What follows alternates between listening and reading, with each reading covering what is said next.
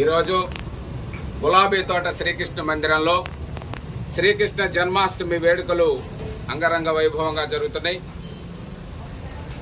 మధురలో శ్రీకృష్ణుడికి ఎన్ని కష్టాలు వచ్చినాయో గులాబీ తోటలోని శ్రీకృష్ణుడికి కూడా అన్ని కష్టాలు వచ్చినాయి.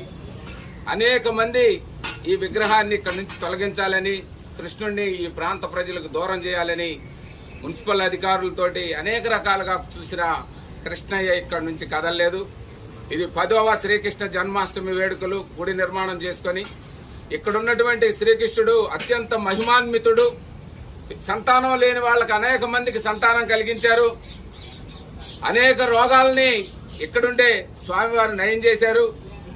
కాబట్టి ప్రతి ఒక్కరూ ఆ రోజు 10 సంవత్సరాల క్రితం స్వామివారు నా మధ్యలో మెదలి ఇక్కడ కృష్ణుడి గుడి నిర్మించాలని కోరటం, స్థానిక శాసనసభ్యులు బోండా ఉమామహేశ్వరరావు గారిని ఆ రోజు నేను అభ్యర్థించటం, ఆయన వెంటనే అంగీకరించడం, శ్రీకృష్ణాష్టమి వేడుకల్లో మూర్తిభవించినటువంటి భగవాన్ శ్రీకృష్ణుడిని ప్రతిష్ఠ చేసుకోవడం, ఆ రోజు నుంచి కూడా ఈ ప్రాంత ప్రజలందరూ కూడా పొంగు బంగారమై వరాలిస్తున్నటువంటి దేవుడు భగవాన్ శ్రీకృష్ణుడు. ఉత్పల్ల పూజ సంయుక్తం నేలజీ మూత సన్నిభం యాదవానాం శిరోరత్నం కృష్ణం వందే జగద్గురుం.